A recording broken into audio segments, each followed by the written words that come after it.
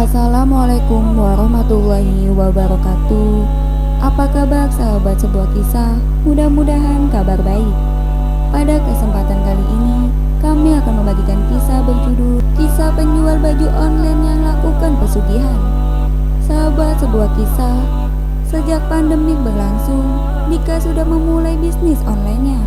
Lantaran di PHK dari pabrik, ia harus memutar otak untuk tetap bertahan di kala krisis. Alhasil, Dika menemukan ide untuk berjualan baju TD. Targetnya menyasar pada kalangan muda.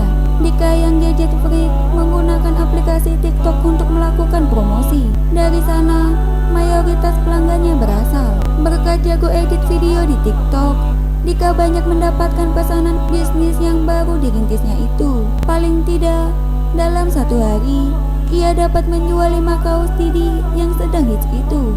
Tetapi, hal itu hanya bertahan sebentar. Kelarisan toko online bajunya hanya sebulan. Padahal, beragam konten video lucu telah ia buat. Di bulan kedua online shopnya sepi pembeli. Dika kembali dipusingkan bagaimana cara untuk membayar tagihan listrik yang terus melonjak. Selama 1 bulan itu, Dika hanya mampu menjual 5 kaos. Penjualannya tak mampu menutupi pengeluaran bulanannya. Lantaran putus asa, Dika mencoba menghubungi temannya untuk meminta pekerjaan. Ya udah, kamu kesini aja dulu, ntar kita ngopi bareng, kata Yanto setelah Dika menceritakan permasalahannya. Keesokan harinya, Dika menyambangi rumah sahabatnya itu. Menggunakan motor butut tuanya, ia berkendara 30 menit. Sepanjang perjalanan, Dika tak bisa melupakan tagihan-tagihan yang terus berdatangan. Yanto dan Dika memang sudah berteman sejak lama. Pertemanan mereka terjalin hari pertama sejak sama-sama bekerja di pabrik wajan itu.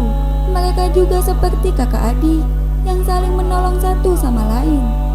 Tak heran bila ada permasalahan, keduanya akan meminta bantuan satu sama lain. Tak berbeda dengan hari itu, Dika menceritakan usahanya yang sudah tak laku, tapi Yanto justru menganggapnya sepele. Ia terkekeh mendengar pengakuan kawannya yang harus membuat video di TikTok. Susah sekali kamu dapat uang. Sudah ikut aku saja. Aku dapat trik ini dari kakek di kampung, tutur Yanto sembari mengajak sahabatnya masuk ke ruangan. Dika masuk ke ruangan khusus yang sengaja tak diberi cahaya. Di tengah ruangan itu, terdapat sebuah meja kecil yang dipenuhi dengan dupa dan berbagai jenis bunga. Dika seketika mengetahui apa yang terjadi dengan kawannya. Sejak ia mengenalnya, Yanto sudah sangat sering berbicara hal klinik, tapi baru kali ini Yanto benar-benar melakukannya. Apa itu yang di tengah? Tanya Dika menunjuk sebuah benda sekecil boneka Barbie. Oh, itu betara karang atau jenglot. Kakekku yang mengirimkannya kepadaku. Katanya pesugihan jenglot ini bisa bantu dapat uang banyak. Aku iseng coba, ternyata benar. Coba lihat saja itu, baru sebulan udah dapat duit segitu. Tuturnya menunjuk ke ujung ruangan. Dika mengikuti jari telunjuk Yanto. Ia melihat ada sebuah tas gym yang besar dan penuh. Ia pun kemudian memberanikan diri untuk mendekati dan membuka tas itu. Dika terkejut ketika mengetahui tas itu berisi uang ratusan ribu yang tersusun rapi. Gila kamu, kenapa dari dulu kamu gak pernah bilang kalau bisa dapat duit dengan mudah?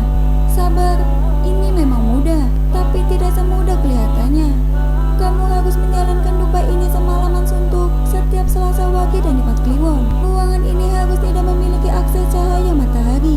Selain pelaku pesugihan, ruangan ini juga tidak boleh dimasukin orang lain. Apakah kamu sanggup? Tanya Yanto. Dika pun mengangguk. Ia minta diajari segala proses dan prosedurnya. Hari itu kebetulan Selasa Wage. Dika akhirnya memutuskan untuk menginap di rumah kawannya. Ikuti ritual. Pukul 7 malam, mereka berdua telah memasuki ruangan itu. Gelap-gelapan. Yanto berusaha untuk menyalakan dupa yang memenuhi meja. Sebanyak 17 dupa telah dinyalakannya. Mereka berdua harus berada di ruangan itu dengan ke-17 dupa yang berubah menjadi asap semua.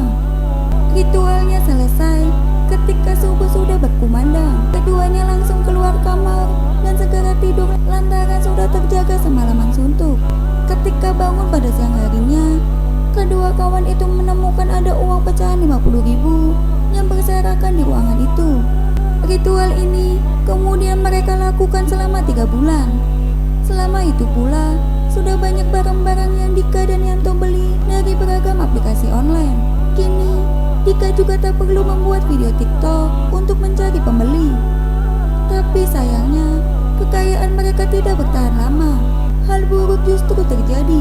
Suatu hari, Dika pergi ke kafe untuk nongkrong dengan kawan-kawan lamanya. Saat itu, Dika tiba-tiba sesak nafas dan jatuh pingsan. Lantaran takut COVID, tidak ada yang berani menolongnya. Dika tergeletak tak berdaya selama 1 jam tanpa pertolongan. Pertolongan baru datang ketika ambulan tiba. Naas, nyawa Dika tidak tertolong. Dika meninggal bukan karena virus corona, tetapi lantaran terlalu banyak menghisap asap dupa. Demikian kisah hari ini. Jangan lupa nantikan kisah terbaru dari kami. Sampai jumpa. Wassalamualaikum warahmatullahi wabarakatuh.